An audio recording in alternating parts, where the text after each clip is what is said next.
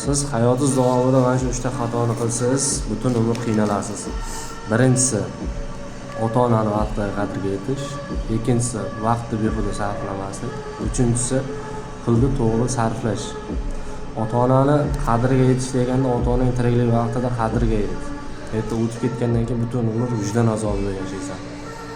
Xo'p, ikkinchisi vaqt to'g'ri behuda sarflamaslik. Vaqtni behuda sarflamaslik bu hozir mobil o'yin juda ko'p aksariyat yoshlarda ko'ryapman, PUBG'ga berilib qolgan. Erta bir kun sal yosh kattargandan keyin qo'lda na bir hunari bor, na bir boshqa narsasi bor, erta bir kun hech narsaga yaramaydigan inson bo'lib chiqadi. Qo'pol qilib aytganda o'ziga qullikni sotib oladi. Xo'p, uchinchisi pulni to'g'ri sarflamaslik.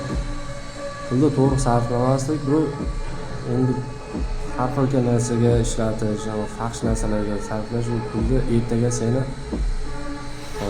kambag'allik, qashshoqlik kutib turibdi. Mana shu 3 ta narsaga juda e'tiborli bo'ling.